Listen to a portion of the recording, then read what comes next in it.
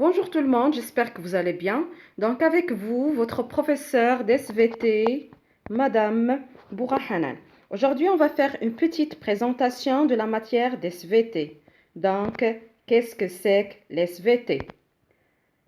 Donc, comme vous pouvez le constater, S veut dire science, V veut dire la vie et T veut dire la terre.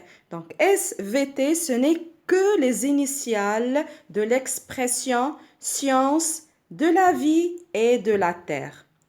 On peut subdiviser cette science en deux parties ou bien en deux sciences qui sont la biologie qui est la science de la vie et la géologie qui est la science de la terre.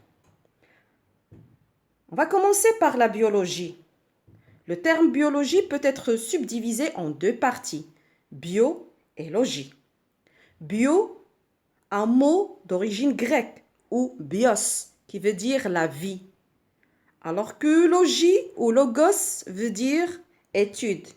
Donc biologie, c'est l'étude de la vie, c'est l'étude des êtres vivants qui sont les animaux, les végétaux et l'homme.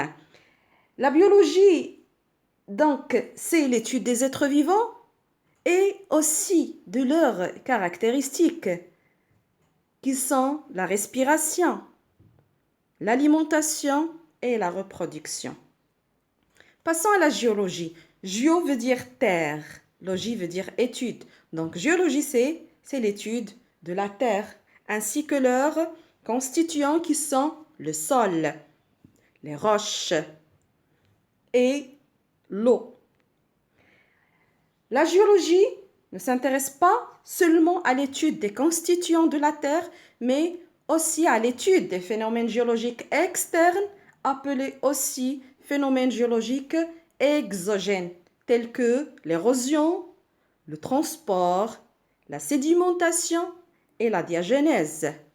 La géologie s'intéresse aussi à l'étude des phénomènes géologiques internes ou endogènes, tels que les séismes et les volcans. Donc, d'une manière générale, la biologie, c'est une science qui s'intéresse à l'étude des êtres vivants et de leurs caractéristiques. Comme on vient de citer, il y a la respiration, la reproduction, l'alimentation et ainsi de suite. Donc, la biologie, dans la biologie, il y a plusieurs disciplines. Il y a la biologie animale qui s'intéresse à l'étude des animaux. Et la biologie qui s'intéresse à l'étude des végétaux, c'est bien la biologie végétale. Il y a aussi une autre discipline appelée la microbiologie qui traite les particularités des micro-organismes, qui sont des organismes invisibles à l'œil nu. On ne peut voir ces organismes-là, qu'en utilisant le microscope. C'est pourquoi on les appelle micro-organismes, parce qu'on utilise le microscope pour les observer. Il y a la génétique qui s'intéresse à l'étude du matériel génétique, l'écologie qui traite la relation entre les êtres vivants et leur milieu de vie. Et il y a aussi la physiologie qui étudie le fonctionnement de l'organisme. Passons maintenant à la géologie. Aussi, pour la géologie, il y a plusieurs disciplines qui sont la pétrographie, qui s'intéresse à l'étude des roches, leur classification et les conditions de leur formation.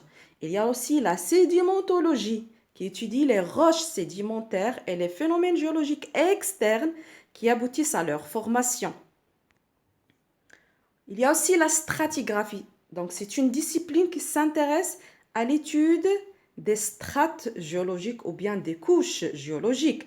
Il y a la tectonique aussi, qui est une discipline qui étudie les déformations qui affectent les terrains géologiques tels que les failles, les plis.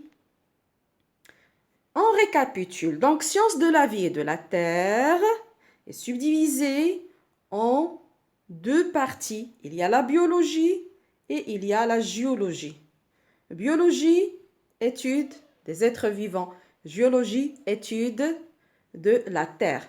Donc, pour mieux comprendre le monde qui nous entoure, les scientifiques utilisent une méthode appelée la démarche scientifique qui se déroule en plusieurs étapes. Il y a l'observation du phénomène, puis la formulation des hypothèses, puis on va tester ces hypothèses par des expériences et à partir de ces expériences-là, on tire des résultats. Puis on interprète ces résultats afin de valider ou non l'hypothèse. Donc l'hypothèse va être soit infirmée ou confirmée. Et à partir de cette confirmation se construit un modèle ou une théorie.